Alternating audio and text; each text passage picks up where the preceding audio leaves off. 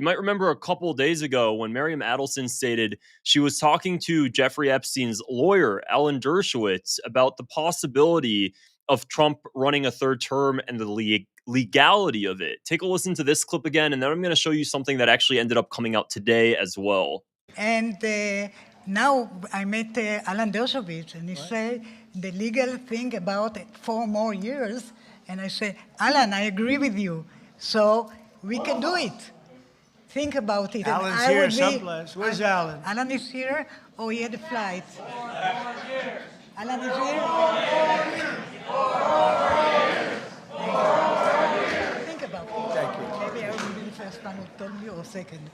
Yeah. She said, think about it. I'll give you another 250. I will give. But her husband, Sheldon, was an amazing guy. And he'd come up to the office, and there was nobody more aggressive than So she's 100% serious, by the way. You can tell in her demeanor because she's whispering it. No, I will give. Like, she's very adamant. And of course, we know the reason for this is because she wants the annexation of the West Bank. He's pushing pro-Israel policy. He's really doing whatever she says because she's bankrolling his entire campaign. Now, this is what ended up coming out today.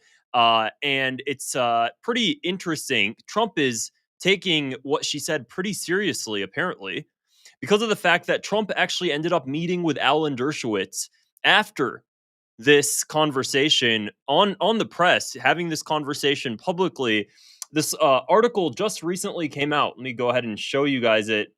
And this was archived. Alan Dershowitz muses over the constitutionality of a third term for Trump. The president's former legal advisor reportedly met with Trump about his new book, which considers hypotheticals for the possibility of him holding office past 2028. Now, for giving my genuine, honest advice, honest opinion, I don't believe that this is actually going to happen. I can't imagine it. I think with the tensions already in the United States, the idea of Trump even trying to aim for something like this would cause so much societal upheaval. Regardless, though, the reason I'm reporting on this and the reason I find it so interesting is because this is how much the pro-Israel crowd is really trying to keep this guy in office.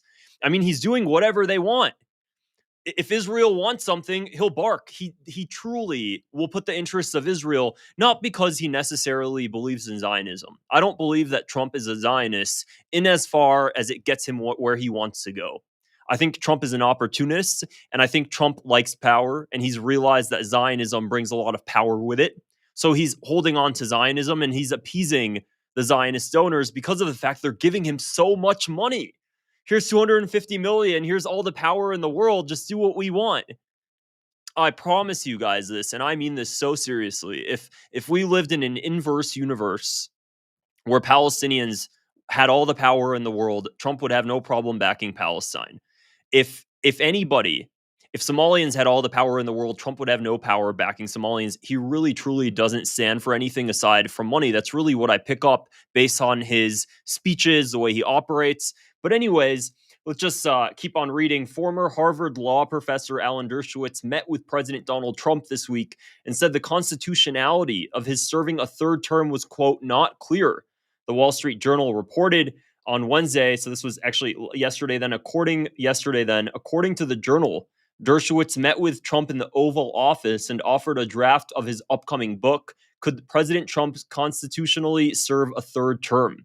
This is apparently an upcoming book. This is how much this guy is trying to put it into the limelight. He really wants Trump to run a third term, which is expected to be published in 2026. Dershowitz previously served on Trump's legal team during his first term when he was impeached by Congress. I said it's not clear if a president can become a third-term president, and it's not clear if it's permissible. The Journal quotes Dershowitz as saying his publisher describes the book as an astute constitutional analysis that lays out exactly how Trump could become the 48th president of the United States. In 2020, as Trump's lawyer, Dershowitz asserted that a president's action, even if taken for personal or political gain, does not warrant impeachment as long as it does as it is done in public interest. He does not request for comment. So he's putting a book out. This is really important, guys. The reason they put these books out and the reason they like publishing stuff like this is because when you put books out, when you make statements out like this, your words have meaning. And when you start having people talk about it, they start to imagine the reality of it. This is why the media is so important, because you're putting things out into the public sphere. The guy really believes in it, or he wants it so badly that he's actually going to go out of his way to spend all this time writing a book about it, meeting with Trump. Miriam Adelson, did you see how giddy she was? Genuinely, I don't think I've ever seen an interview with Miriam Adelson as maniacally evil and giddy as she was while Trump was bringing her on stage. The level of joy she had thinking about Donald Trump serving a third term. Why? Why? I mean, genuinely, you have to question why. Of course, it's because of Israel policy. Look at that. And I say, Alan, I agree with you. So we can do it. Think about it. Alan's here someplace. Think about it. Look, I mean, the audience themselves are pretty shocked. There was a moment of pause there. She wants it so bad because, and for those who don't know, it's really important to understand the background of the Miriam Adelson, the Adelsons. Sheldon Adelson, her husband that passed away during Trump's first term back in 2018. Adelson gave him $20 million to Trump's campaign. Why? Because the stipulation was that Trump would help move the embassy from Tel Aviv to Jerusalem. And Trump did so. And then what happened after Trump moved the embassy from Tel Aviv to Jerusalem in 2018? Sheldon Adelson buys a front cover page on the New York Times, and it stated, "Trump, you promised, you delivered."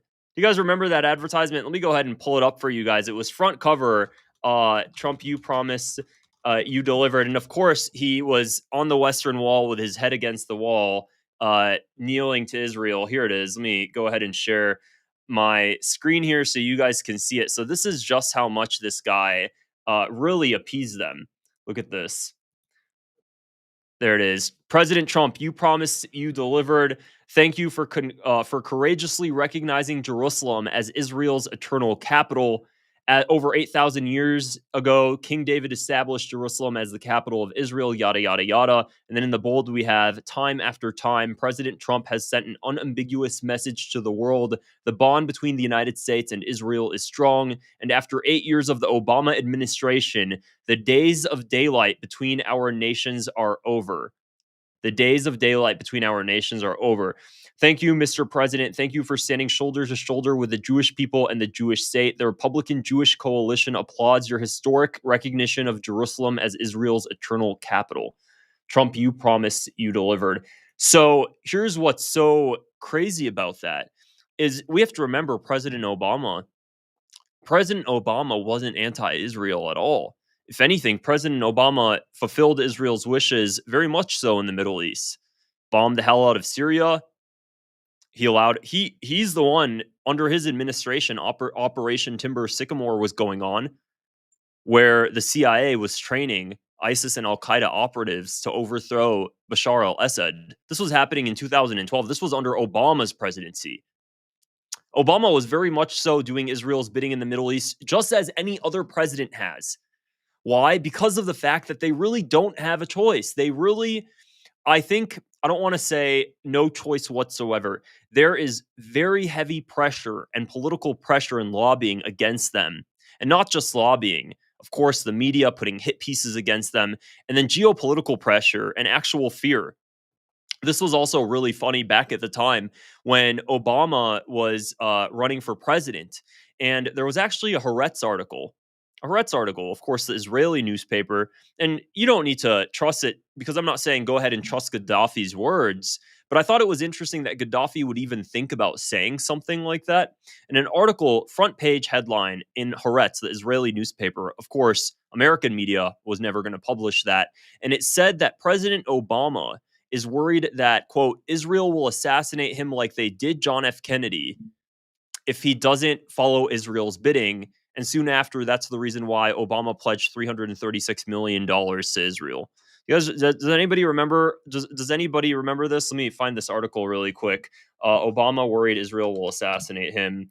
So after that, you can tell that the level of pressure that there are on our presidents to follow the bidding of Israel is so strong. So now Israel will assassinate him. like they did JFK. Let me see if I can quote. Here it is. Take a look at this article here. This is crazy, guys. There we go. There we go.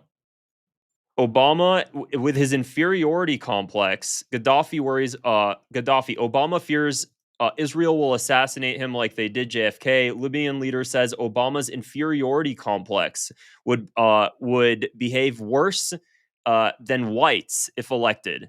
And this article was written back in 2008.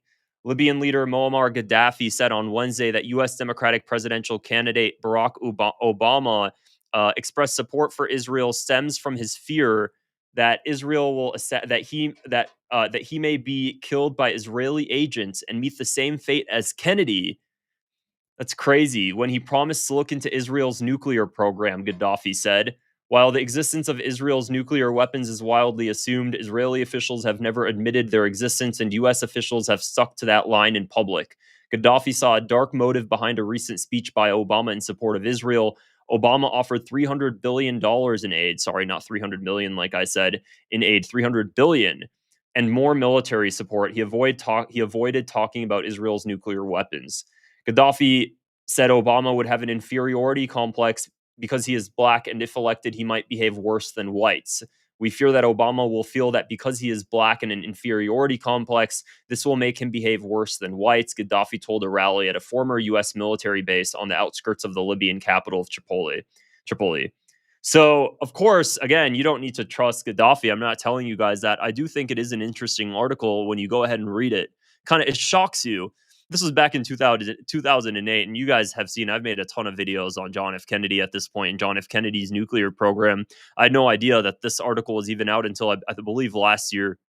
So the level of pressure that is exerted on our presidential leaders to follow Israel's bidding is very, very strong.